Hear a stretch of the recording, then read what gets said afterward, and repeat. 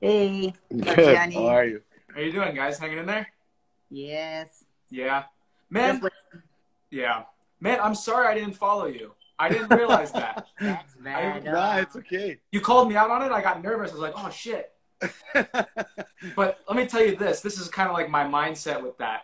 I think I've realized for years that I wasn't. But after you know someone for such a long time, you're like, "Oh man, if I start following them now, they're going to see that. That's going to look bad." Yeah. Yes. So I kind of almost fake it.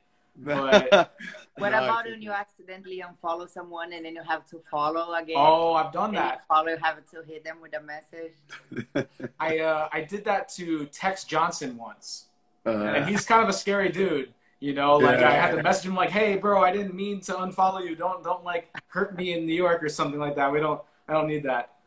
Yeah. But what have you guys been up to? I mean, it's got to be hard not having the routine that you guys used to have. Yeah, we've been busy here. I'm being like very busy online, Yeah. working a lot, but I'm going to the gym every day, record techniques. I'm recording a lot of instructionals for the online. Also, I'm recording for BJJ Fanatics.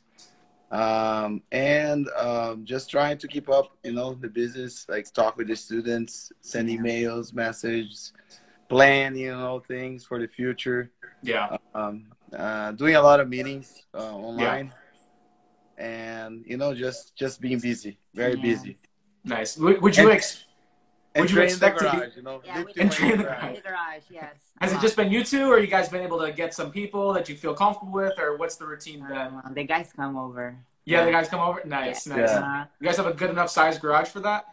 yes, yes. They come like in rounds, because we don't want the neighbors to complain as well, Yeah, Like, yeah. You can't have too we many are, people. yes, we are in the cul-de-sac in the street, and we are like the newest family in the street. Everybody's here for over 20 years. Yeah. So like we're pretty loud. We're kind of different than everyone. So we don't want everybody coming out together at the same time. Um, But they come every day. We have someone coming, and even our nice. daughter, she has her like secret training in the garage, like with the girls. Now it's no more secret. No more secret, No right? more secret. But I'm not being hypocrite, like it happens, like everybody's finding a way to train, and Yeah. like it's just a group that we have been together since the beginning of the quarantine. We were together before. Yeah. Well, hey, at least you guys have been able to figure out a routine. It's funny. We're like in the process. I'm in the process. My roommate's in the process of like building like a garage gym. It was kind of inspired by seeing what you guys got. Like we ordered like a squat rack, a pull-up bar. I'm on mats right now, but it's in Right. our living room, so it's kind of strange. We kind of want to put it in a separate place. It's like you need to have like your living space, and then you need to have like your training space. Yes. Yeah, it's hard to like mix them together, I feel. Yes, Yeah. and for so long, like the garage was just a mess. Like we moved to this house like about like a year and 3 months ago, and the seller, like the previous owners, they used just like for work, like to work in the garage, like Yeah. tools and like, so it was pretty messy. And then you just like put things in there, and because we're always busy, I never really like took care of it. But then in this quarantine, I was like, okay, I'm gonna give myself a goal. So like I work like every day for 2 weeks, and then I have like rubber flooring right now, and then I paint Yeah. everything, and then I have more equipment coming, so it looks pretty good. Nice. I feel like this is like a time where, of course, we're out of our routine. We're out of normal training at least. Yeah. So it's probably like an opportunity for you guys to work on other things that you probably would never get the chance to do. Like for me, I'm trying to connect with other people, doing these live chats, working on like my brand and stuff like that, doing things that like when I'm training, I'm not able to focus on other things. And I feel like when I get out of this, I'll feel like I've improved in ways as a person that maybe I wouldn't be able to during Yeah. training. What are some maybe like different things that you guys wouldn't have been able to do before that you've been able to do now? Yeah. So I had a like a plan that I made 2 years ago, right?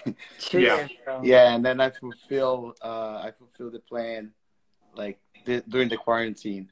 Yeah. It was like putting courses together in the online training that we have, Hmm. and I made like around 12 courses already. Hmm. And each course has like almost 6 hours. Wow. And I had that in plan, and I never I never done that before. So I Yeah. have the courses for the white belts. I have a self-defense course. I have a beginner's course. I have an intermediate course. So we put all that during the quarantine. It was more like reorganizing the website. Yeah. We had a lot Yeah. of content, but it was like random, you know? Yeah. Just because like they were recorded while professor was teaching, and he doesn't teach the white belts like every day, so it's hard to build like a course and everything, especially like beginners course. But like right now we're able to, and I think actually like some of the things that people think of, let me fix this project, let me work on this project. As you say, like I think after this quarantine we're going to come out of like much better people, you know? Yeah, of because course. you start seeing like that your closet doesn't look very good, and maybe you need to organize in your drawers and little things. But I'm sure we all have like a lot of time to analyze ourselves, things that are inside, and things that have been fixing, things that have been hiding and just neglecting for so long. And one of these things, like for me personally, is like time like being like mom, like yeah. my daughter and spending time. Like right now I was just like finishing like painting her bedroom, like with her, I've been the whole morning like doing this with her, so it's been a lot of quality time that I'm thankful for it. And we rebuilt the garage gym as well, so now there's like rubber floor. It looks really good. I can show you at Nice. the end. Yeah, I'd love to see that. I need to know what my goals should be. Yeah, it looks great. It looks great. Yeah, we need more equipment. But we're gonna. The next one will be a leg press. We want to have a leg press. Okay. That's nice. You guys don't need to go to the gym anymore. After a while, you'll just have like a routine. Well, not your gym, but I mean like a workout gym or anything like that. You'll have everything you need in your house. Yeah. If we can get like a cardio, like whether a treadmill or a bicycle and a leg press, like I don't think I need to go anymore. Yeah. But sometimes for me, like just with working out only with the bar, it's pretty tough, Like you're kind of limited at that point. Yeah, I've definitely had those days as well where I think I realized that like 95% of my life was training and jiu-jitsu, and I wouldn't pay attention to other things. Hey, who's this? What's his Frenchie? This is Tilla. What's up, Tilla? Tilla? Did I say that right? Yeah, Tilla. So you got another member. How long have you been? Yeah. How old? She's like 9 months. Oh, she's new. Yeah. That's awesome. But yeah, I feel like you said, it's like an opportunity to kind of look at things around you and see what you can get better at. Like when you're in the middle of a camp, I'm sure it's not easy to think about painting your garage or painting your daughter's room. Yeah. Like my room, to be honest, has like been a mess for years since I moved into this place. But I've always been training and staying consistent, competing. I never take the time to like just clean it out and take care of it. But this time I was looking around. I was like sitting in my room like, shit, I need to do something about this, So, you leave better in some ways. But I really wanted to ask you guys something. Like, this is something that I feel like I'm looking to eventually transition into, just like teaching more and having students of my own and stuff. I want to know a little bit about the balance you guys are able to have, for both of you, being able to compete, being able to be parents, being able to, have family time, and just everything as well, dealing with a big school, a lot of students, affiliations. That's a lot. Yeah. What's kind of the key to having like a balance with all that, do you think? I know that's a loaded question there, but I know. A lot of people ask me this question, and then I just realized how hard it is when I start thinking. But when I'm doing, I don't feel that's hard because it's something that I really like to do. We really love to teach, to train. This is our lifestyle. We love to help people. We love like to see people like succeeding, like when you see like the students like coming here and they come as a purple belt, they come as a blue belt, or even start as a white belt, and then you start seeing the person like growing not only on the mat but off the mat as well. Is very satisfied for us. And I think like it's, first of all, like we have a very good lifestyle. We married very, very young. And we are really loyal to each other, and I think this is key, right? I'm not a type of guy that I try to do things like out of my life with my wife. She's part of my team, and I understand that. and we have this balance. Like we do everything together, we live together, and we work together. I teach her, and sometimes she teaches me as well. So we do everything like 24/7, you know. Yeah. And you know, like some people, they just say, oh, you know what? I think I need some time, like with myself only, you know. And I understand that. Like Angelica, she's more like into have her time, like with herself, you know. Yeah. She really needs that. And then sometimes I give her space, and sometimes she goes to the jacuzzi by herself and just stay there, you know. Or sometimes she goes and work out by herself and just stay there. Like she likes. Sometimes I don't want to work out. Like I want to work out by myself. Yeah, she doesn't want to work out with me. I understand that. So you want to do your own thing with that. Yeah, exactly. And when the person has like has this type of personality, you gotta respect, right? Mm-hmm. So I respect my wife a lot, and I'm a type of guy that likes to be all the time with people. I like to talk, you know. I like to keep with my wife like as long as I can. You know, I really love her, and you know, like it's all in the contract, you know. He has to mention it. It's on so the deal. It's in the contract. Every chat you have to mention it 3 times. But like I read a quote. Actually, like I'm a Christian, right? I listen to pastors, and this is like one thing that guide us and keep us aligned as well as a couple, right? We respect the word of God, and we just try to follow the word of God, and helps us to balance our marriage, definitely, you know. Yeah. And she respects me as husband. I respect her as a wife. And like Angelica say, the wife is with the husband to complete and not to compete, you know. Yeah. And we complete each other. We help each other. And a lot of times, like I see my wife like giving up like things of her personal life just like to help and support me. Mm-hmm. You know, like for example, every 2 years, the odd number of years is 86 years. That I go and camp and all that. She pretty much like stopped training just to help me like outside off the mat and support. Because this guy here, let me say, when he's in camp, he won't make or unmake any of his training bag. He won't his plate. He won't put his plate back on the dish. Like nothing, you know. But I think the mistake was mine, you know, because I did this since the very beginning. But now it's too late for me to change. You know, I think this is the secret formula. I don't want to change after like 16 years. I don't want to change it because it has always worked. So like, so maybe I'm not gonna change. You know, maybe this is what I need to do every time he's on cam. Yeah, and we succeed doing that, right? And like she was even like joking like a few days ago. She said, "This year is an even number. It's 2020. It's my year, so that's my things." Like it's a good balance. It's a good balance. Yeah. You know. So and who knows? Maybe he comes back next year. We never know. Maybe. How do you feel about that? Would you low key? Maybe you're like, maybe you don't have to if you don't want to. We'll see. But I really we have a really good environment, not only at my house but other workplace as well. It works really, really well. I understand my wife. I give her space, and then she understands me as well. And I believe the husband needs to understand even better, because the woman, like, they have the hormones ups and down. Yeah, you know? let's not get to that point.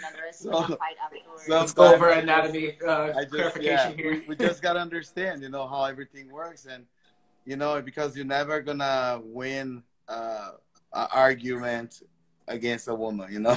Especially when she's a black belt. Especially when she's a black belt, yeah. But you know, talking about the transition, something that I find like very interesting, like right now, because I met Andre like back 2004. So jiu-jitsu from 2004 to these days has changed a lot, has evolved a lot. Yeah. And I think, like in our experience, because Andre has always been teaching classes since he was like purple belt, pretty much. You know, he has been ahead of a program, of a class. Yeah. I think he has been in this transition like since like back in the days, you know. Okay. And for us, because of this experience, was not that hard, you know. Okay. When we think of okay, organizing, like cleaning up a gym, or like okay, someone or a professor asks like, to open the gym today, or can you close the gym today? You know, can you take care of this group of this program for like 2-3 weeks? You know, sometimes we see students taking this as like as a burden, but for us right now, when we look back, we know we're like 100% for sure that our transition started like back then. You know? Yeah. And what I feel the difference right now, that's not a bad thing, is like there's so many opportunities. Like if you are an athlete right now, way more than back like years ago. You know, back in 2004. You know, for example, like he was already 2-time black belt world champion, and like we were struggling. You know, so like back in the day. These days you see if a purple belt is really good, a purple belt is not in that like tough life anymore, you know, like a black belt can make a living out of jiu-jitsu, you know, like without having to win a world championship. So the opportunities are there, and I think the secret, like the athletes that will make a better transitions are those who are taking the opportunities without losing their focus, you know. So like if you can like still train a lot and compete and take all the opportunities, sponsorship, media, and all like super fights, and take advantage of that, and DVD and selling and marketing yourself. But at the same time, you have in your mind that you eventually are going to become an instructor, you know, and you also don't take like covering a class as a burden, you know, as like exchange of for free tuition, but also as an internship, like preparing yourself. I think the ones who will succeed in the long term, you know, will be those who are taking opportunities both sides, you know. But if like the balance like between us as a couple helps a lot, and also we have a team behind us, you know, so we trust people, and we see someone with a talent, and then we ask that person to help us in that scenario, you know. So there's like the jiu-jitsu side, right? The training side, but also there's the business side as well. And we do the same way, you know, in both. Yeah, that's awesome. So just to kind of summarize that a little bit, it sounds like it really comes from just, it's difficult to have about, it's a lot that you guys take on, but you have to be passionate about it. That's something that's probably the biggest thing. And then it's also being able to realize that it's not something you're going to be able to do by yourself. You need to rely on others, so you two rely on each other, and then you build up your team from there. And it's kind of having an acceptance that like you're going to have to juggle stuff, but it's not something that you look at as like a burden. It's something that it's like, all right, this is an opportunity. I like that. Looking at it as an opportunity instead of a burden. Yeah, it's always an opportunity to grow, you know. Because if you think, I understand, if you think like of yourself, like as a competitor, a high-level competitor, world-class athlete, black belt, you know, like international recognition and everything. And let's say all of a sudden, like Marcelo tells you, hey, you need to take care of the beginners program from now on. And then it's just like, like I'm going to have to teach them scissor sweeps, and I'm going to have to teach them how to escape their hips, and they're going to be dragging themselves on the floor without hip escaping, just like pushing themselves, and it's going to be hard. You know, I understand the point of view as an athlete, because once the first time Andre forced me actually to have a program at the gym, I didn't want to, but now like I'm so passionate for it, you know. It's the biggest, I think it's the biggest women program, you know, that we have here in the US. It's super great, you know. Now I know how important it is to give attention to that, you know. And the time will come. It's just like when you're in the season of competing, you know, like do whatever is your priority at that time, and whenever it's not that season, you can focus on other things. That's interesting. I was curious as well. Do you guys feel like you've almost, through teaching more, you've found improvements in other ways? It's kind of something that I've been interested about. Like when people open up the school of their own, you think, oh man, how are they going to be able to balance competing and competing full time? And not only have you guys balanced it, but you could say that you've had even more success since opening your school. You know, so would you say that like having students to lead, it almost gives you better clarity of your jiu-jitsu and you learn more from it by teaching more as well? So you don't look at it as a burden instead of as an opportunity, and also it's an opportunity for you to improve in your own ways, I'm sure. Yes, yes. Yes, I in our best time, you know, in our career, to be honest, like was after 30, you know? Yeah. To be honest, yes. So when I see like our guys, like we have like the young kids that like they're climbing up, and you know, sometimes it's hard to keep up like winning like in a row, you know, not because if you lose, not because you're bad or you suck, it's just because the level is so competitive right now, it's so high that it's almost impossible to be like at the peak all the time, and like you win some and you lose some, and sometimes you see the frustration, but then when I look at them, they're just like 23, 22. I'm just like, there's so much, you know, there's so much. And definitely our best time as a person, you know, like as a couple, as a family, as an athlete, as business owners, as team leaders, has been like after 30. Yeah. Do you think that just comes with maturity, you know, or what do you think it is? Just, you know, being around it, being around the sport, being around the lifestyle long enough? I think you build up like records and data, you know, like when you're fighting and then you have that position in mind, or like you have the way to pull guard, that you always got like someone almost passing your guard as you pull, and then you try, and afterwards you figure out, okay, like that doesn't work, and then you just change it, you know, like as a leader, as a couple, as a mom, as a father, and as an athlete, we like along the time we'll make mistakes, you know.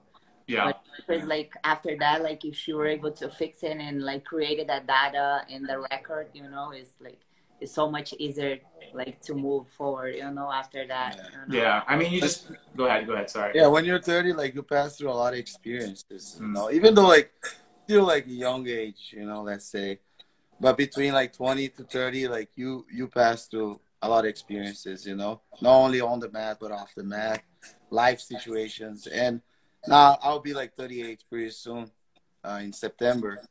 So between 30 to 38, like more experience, you know, and between 40 to 50, even more. So you just gotta understand and learn with all the problems that you have in life, you know, and all the experience that you get, you know, in life. So, and I believe that definitely helps. And even though if you see the statistics, it says that people start realizing maybe they start like even getting ready to be wealthy in life, let's say, after 40s, you know?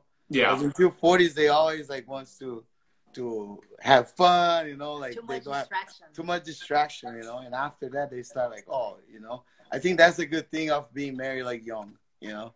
I think it's a great thing. Yeah, you see like there are many examples of guys that they had their academies and they still like succeeding, you know, like Marcelo is one of them, JT Torres, Lucas Lepre, you know, Cobrinha and Bahao, and with the family, you know, so. Yeah, I guess I can imagine like maybe early 20s, that would be something that would be hard to balance because you just don't have that experience. But like you say, once you get into your 30s, you've just had just life experience in general. So that just helps more. You've had experience on the mat, off the mat, you know, everywhere in that case. So it's a matter of that. So there is still hope for me. That's good. That's good. Oh yeah, man, you're so young. Come on, you're so young. Man, I was curious as well, and I'm always trying to work. I'm working on my transition skills in interviews. I don't want to totally make a total 180, but I remember I asked the Meows the other day. I wanted to ask you guys, like,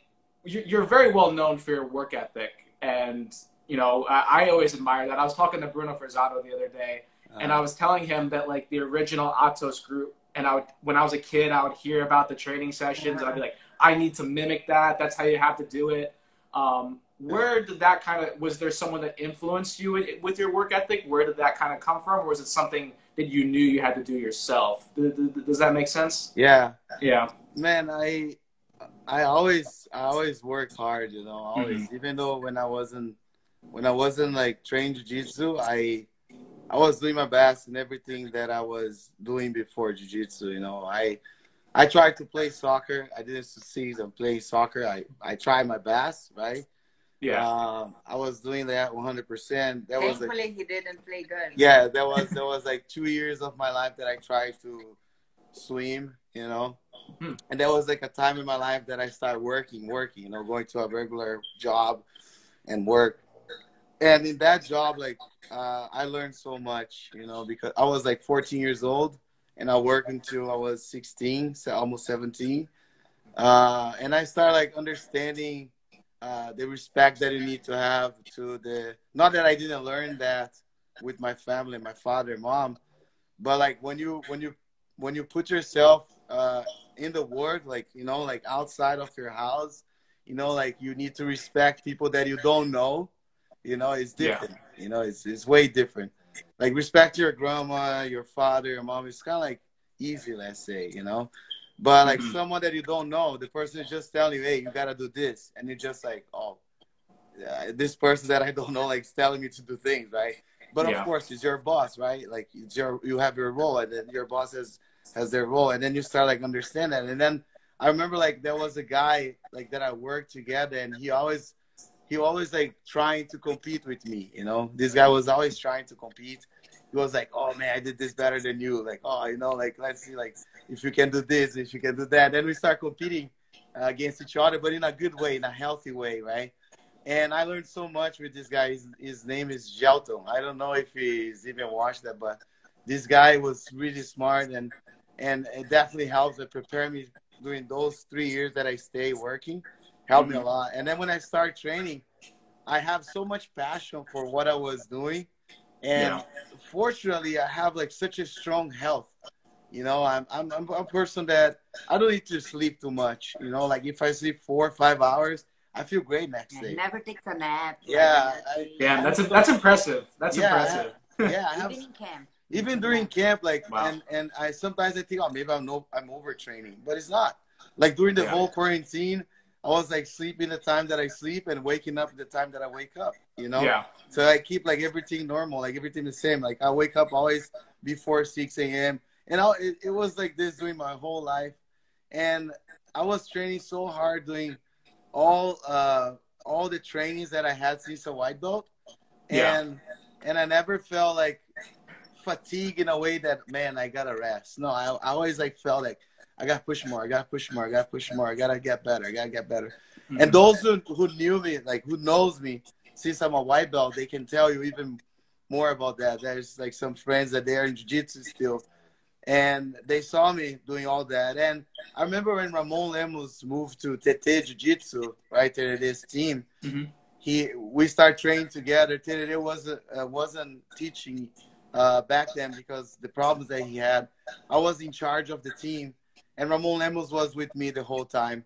And he saw the way that I was training. I was like pushing myself super, super hard. And he's like, man, I'll bring that to Rio Claro, you know? And then he started like pretty much implementing the training, the type of training that I was doing, like in Rio Claro as well with his students, like Rafa and Guy and Durinho. They're all like blue belts and purple belts. And then like we start pushing each other. And we start doing and following like this system that I had within, which was like training super hard 4 times a day. And like in our dictionary, like we didn't have the word overtraining. We just believe in the word work ethics, work hard. But I understand that we need to rest too, because you rest. For me, when I rest, I feel like I rest my body, yes, but I rest my mind more than my body, because like I said, I have such a strong, healthy, you know, thankfully, you know, I thank God every day for this. And I have good genetics. And he's very competitive. So, yeah, and I'm very competitive. So I always want to be like, I want to be the best, you know, like everywhere I go. So you gotta be competitive. Yeah, he wants to be the hardest work in the room, you know, like I think it will come one day, but it hasn't come yet. The time that he accepts, or he just, okay, that's fine, you know, this student, this guy here in the room can work harder than me, and I'm fine with that because my time is fast, you know, like it's still like he So that's what you're competitive with. It's the work ethic. You want to outwork. The work, you like outworking. hard work. Yeah, I want to show everyone that's possible. You know? It's possible for you to go beyond. You know, sometimes my students say, "Professor, let's go to the stairs. There's the stairs here. Let's go to the stairs. You're gonna fail. You're gonna fail. Like, it's so hard." And I went there. I just like, and just like run up and down, and then put someone on my back and go up and down, and they just like, "Man, what the heck, Professor?" I say, "Man, I have done that before. You know, I did stairs like from my white belt time until I was like black belt." They like, "Really?" I say, "Yes." So I passed through a lot of things, you know, like competing, because I used to compete every weekend, and I also train so much every single day, Sunday to Sunday, you know, and I thankfully I never had any major injury, you know. The only injury that I have was in my meniscus, the only surgery that I have, thankfully. So it's a bless, you know, and I think it's a talent, you know. My talent is the work ethics, you know, and this, you know. So was it ever kind of a challenge for you, or was it ever kind of like a struggle when you would be pushing yourself and you want to push your students, your teammates?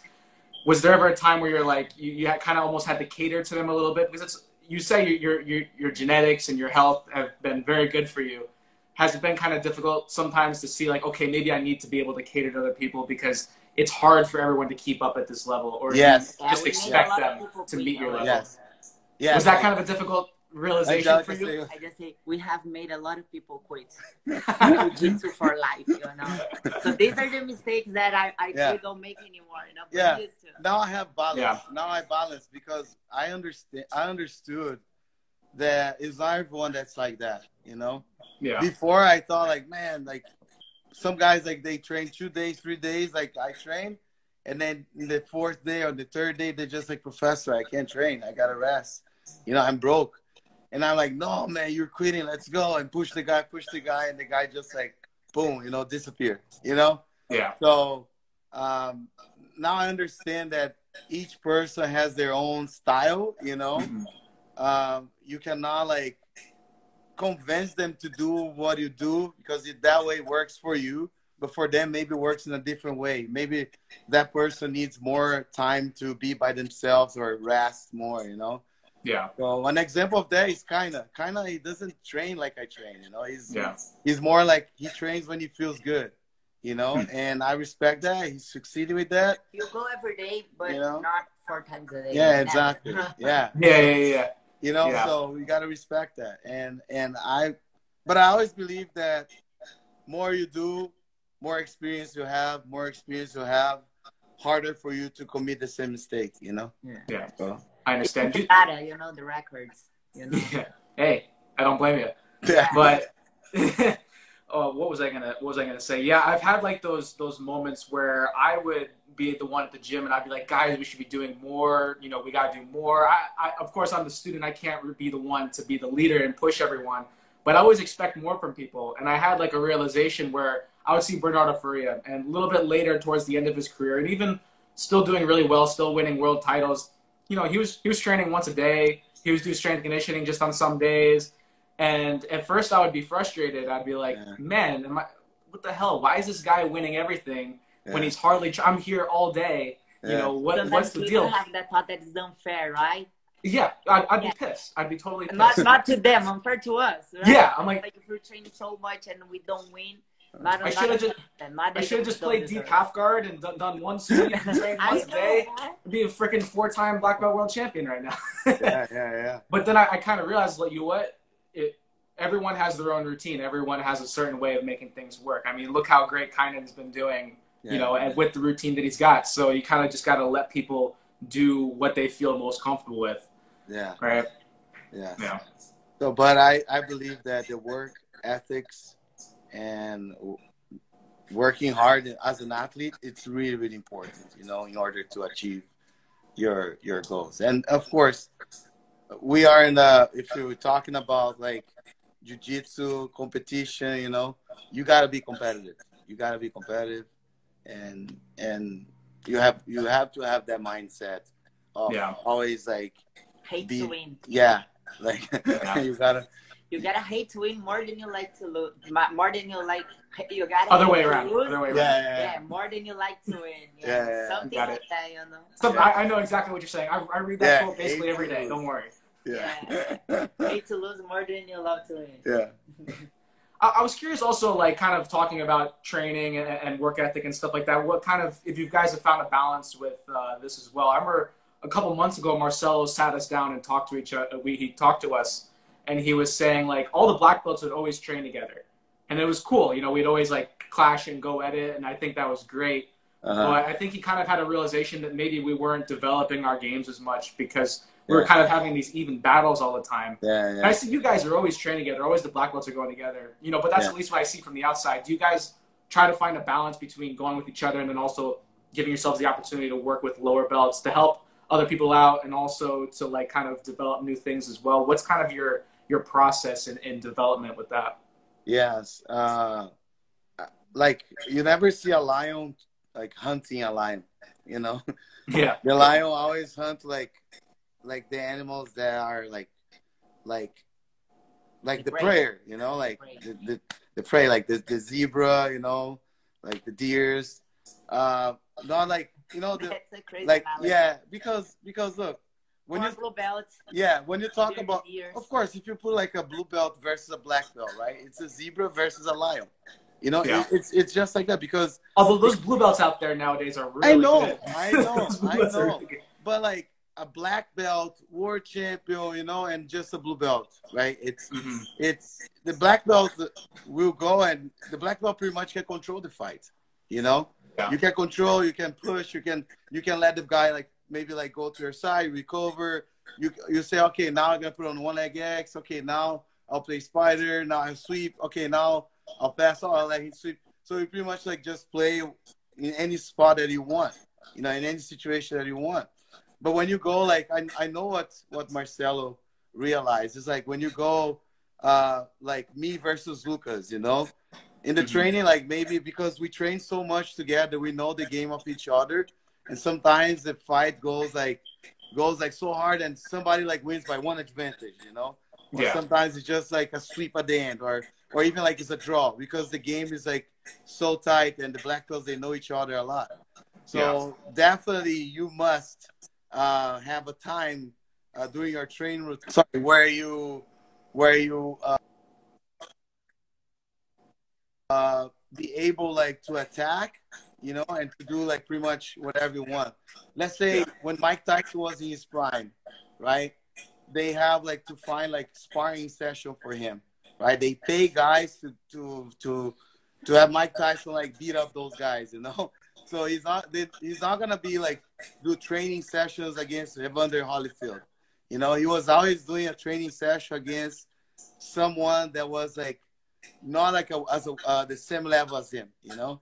So because that way like he could like punch, escape, you know, and then attack and then defend and train in every single situation that he wants to train.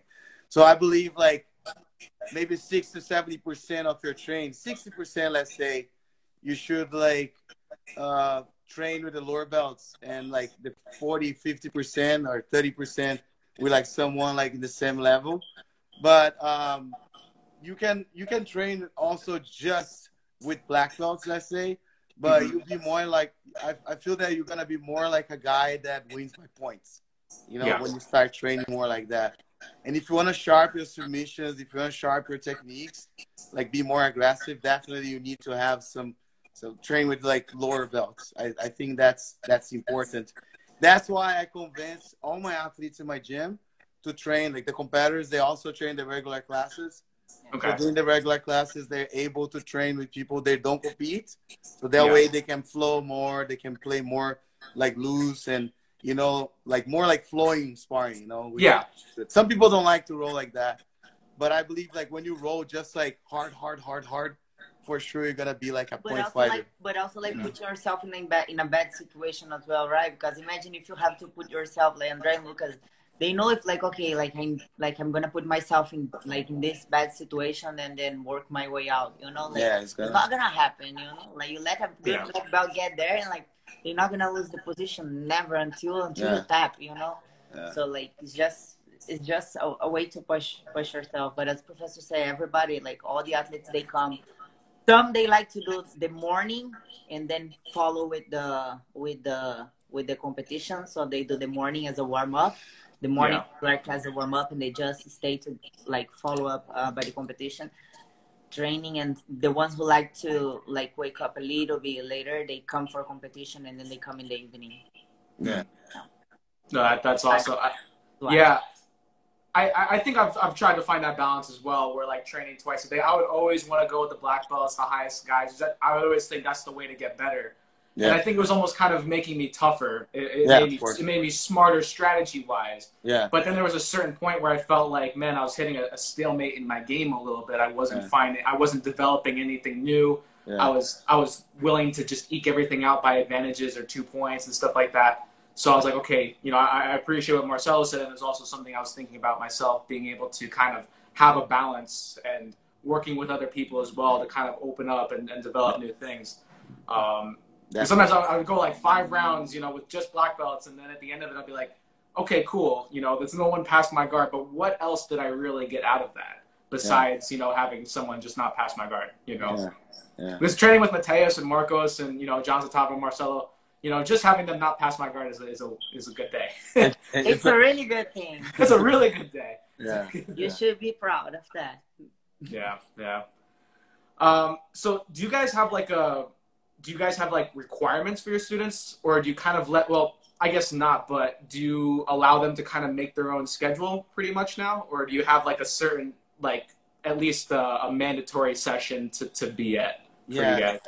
No, they just have to acknowledge that's Brazilian jiu-jitsu, not American jiu-jitsu. Yeah. We pledge our allegiance to Brazilian jiu-jitsu. No, like we understand that you know, like some people, they work too, you know, a lot of like the blue belts and purple belts, they work and they train as well and they compete, you know. Sometimes they're not able like to follow the schedule, but I tell them like what they supposed to do, right? I say, look, that's how I would be training if I was a blue belt or a purple belt, right? So you gotta like have a time for you to work in your techniques, do like some specific training during like that session, like 45 minutes, and have a time for you to like train really hard, right? Like the competition team class. And then like you're gonna do your conditioning, right? The strength conditioning, which is like a lot of people, they don't agree with that. They think just train jiu-jitsu is enough. Maybe for the lighter guys, maybe. But I believe like that helps you with injury prevention as well. You know, helps you with your cardio and all that. It's not like that your priority, but at least like 2-3 times a week you must like do something to get like stronger or like to get a better conditioning, right? Like outside of jiu-jitsu, and then train the regular classes as well, right? Yeah. And I say, look, if you're a lower belt, you must train more. Like the black belts, they can train less. Why? Because they pass through so many experience, and when they train in the comp class where they fight 5 or even 10 rounds against only black belts, that's like a crazy training session, right? They'll be like really exhausted, and they already discovered the game, you know. Not that they will not like improve, but they will always play the game A, right? They play A.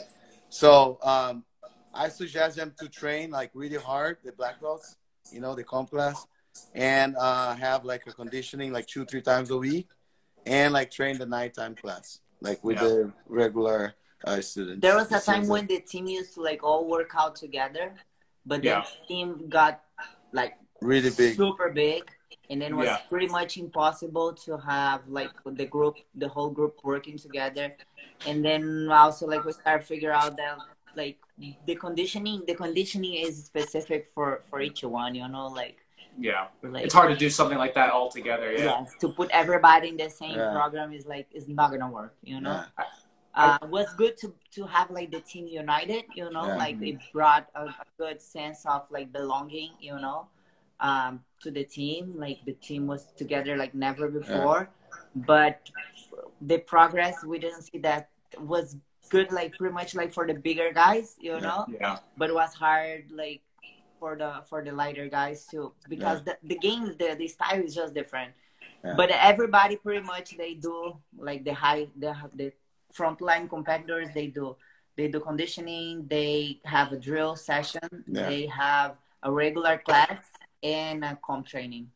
Yeah. But let's say, Gianni, I have like a question for you then. You know, you have experience as well, and I want to know from you. But let's say, like, let's say I'm a coach and I tell you, hey, Gianni, you got to do this, this, and that. Okay. And then you do this, this, and that.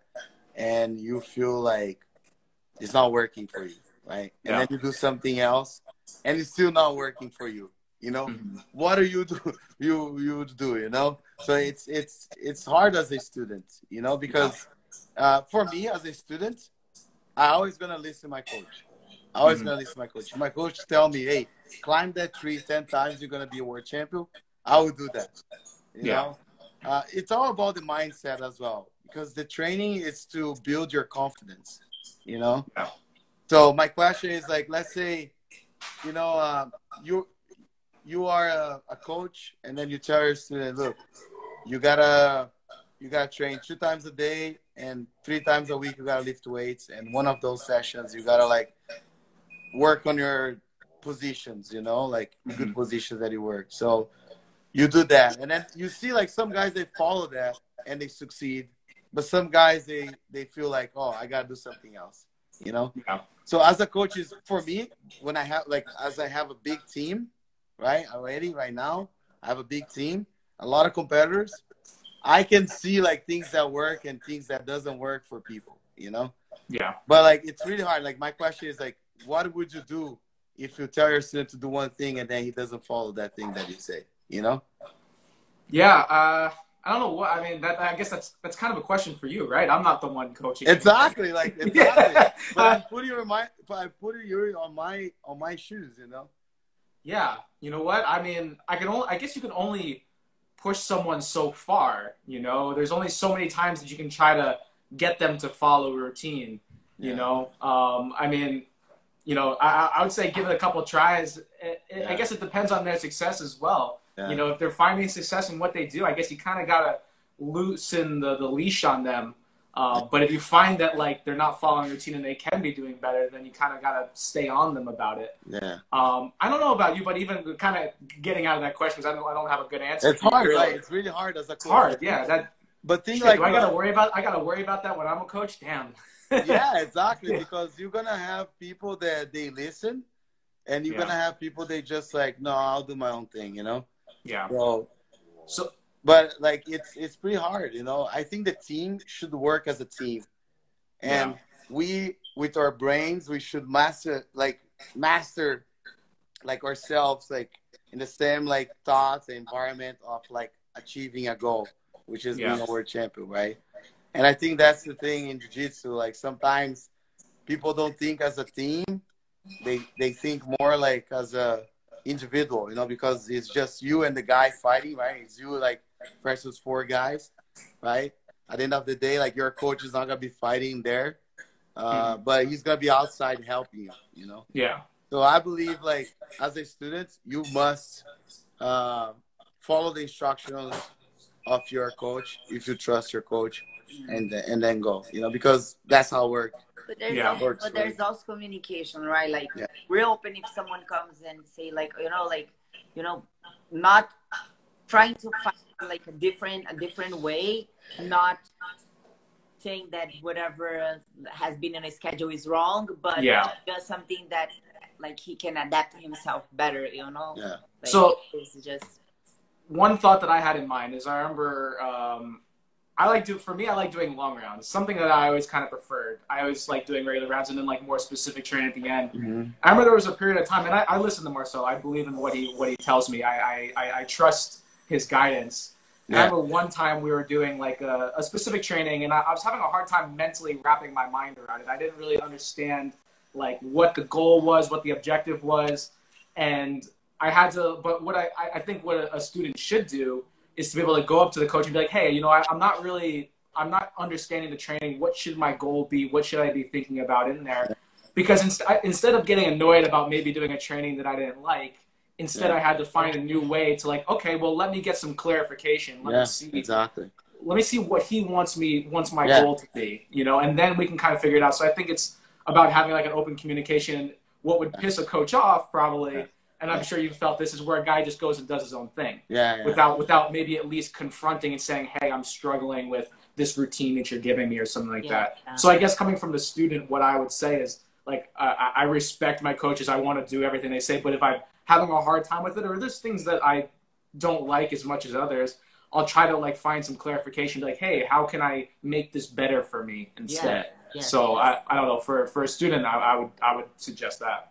Yeah, it's all about also your body type, you know? Yeah. Because you can be explosive, you can have resistance, or you can have strength, right? Some fighters, they're very explosive.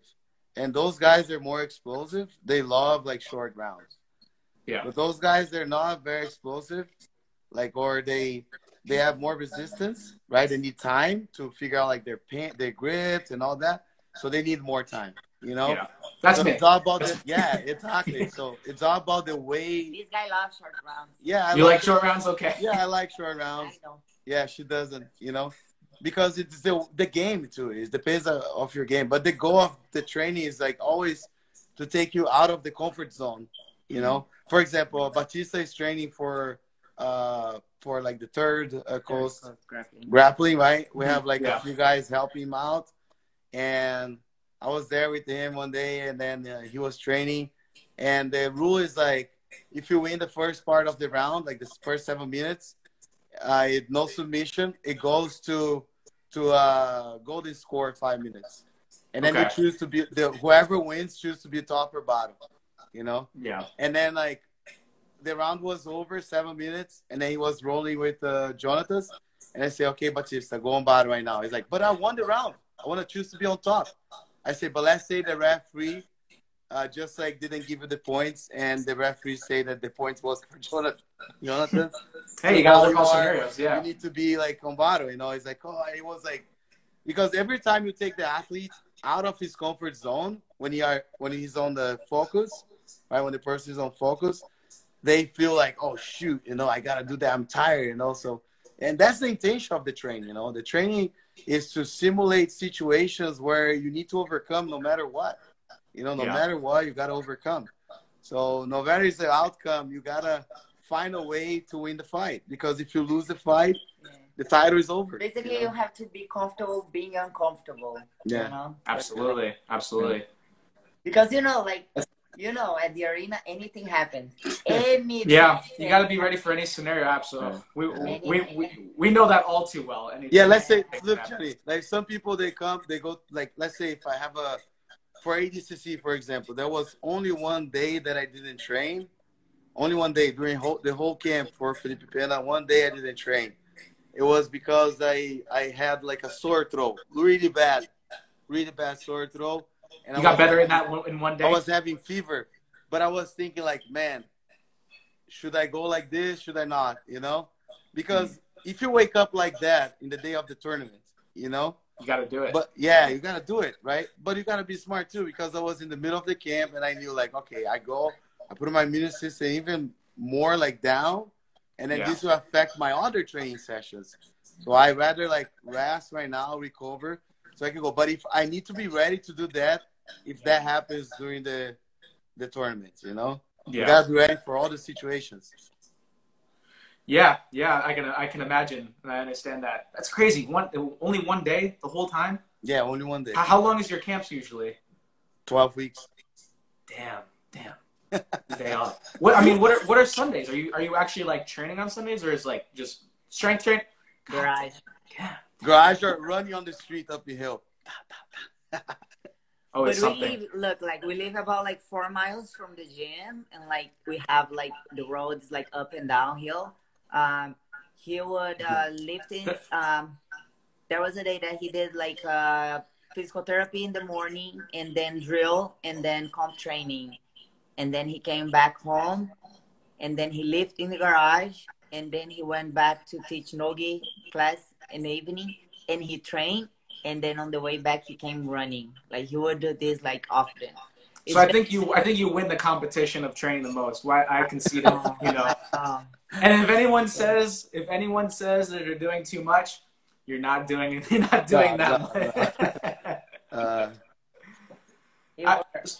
So we have like 4 minutes. Not really much time to get into much else. But if you guys had like one piece of advice, you guys have a big team and you seem to keep everyone together really well. What's kind of a key for that for you guys? What's the when I think of having a big school for myself someday, I can imagine like there's so many people, so many different personalities. How do you kind of keep a good group together? I think it's communication. I think it's key. Communicate with everyone.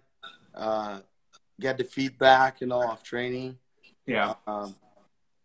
Being there as a leader, you know, the leader needs to serve most than anyone. Like the leader is not the one that will be served. Like you need to serve in order like to make sure that you are a good leader, you know. So you got to be there for your students and have a great relationship. You know, is at the end of the day is communication. You know, I think the communication is key for any leadership, you know, any team. And you got to have meetings. I have meetings with the competitors. I talk to them often, you know. I make sure like I let them know like what I think about the things that I see, you know. I let them know like about the training that we're going to do, right? So I make sure that everyone is on the same track, walking towards the same direction, right? Moving to the same direction. I think that's the key. I think this pandemic brought us a lot of sense of how much we depend on one another. Like never before have like leaders talking to other leaders and competitors talking to other competitors. Probably if it wasn't the pandemic, we would never be talking today, you know. But when we have this sense of how much, when we recognize how much we depend on one another, the more we are going to care for one another, you know. And I think this is key, you know. Yeah.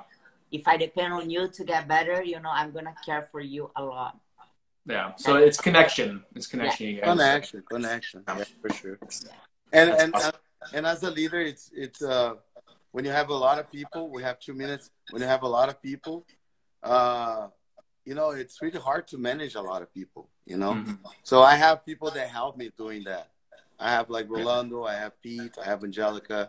I have people that help me to keep everything on track. I always tell my wife, watch the train from the outside.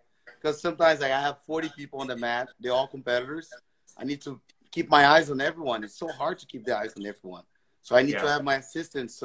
And the assistants helps me like to see like the other side of the mat. So I think it's really important. And always communication is very important.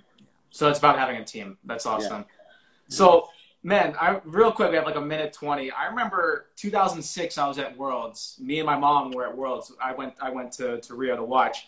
And you don't even know, but I was like, you got in on an elevator, and me and my mom were on there. And we were both like standing in the back. We're like, oh shit, that's Andre Galvao. You know, we were just like shell shocked. You know, so I became like a big fan really early on. I remember watching you with like fighting Nino Chambry and all this, and I was like, man, this guy is awesome. So to be able to do this chat with you guys is really cool. We haven't been able to talk much, man, so I really appreciate your time. Thank you so much, man. It's a childhood dream for me. The day you let me use your pens in Texas because my pens didn't pass. Oh, that's right. That's right. I remember that. Yes. Yeah, you're welcome. But hey, thank you guys for doing this. Thank you.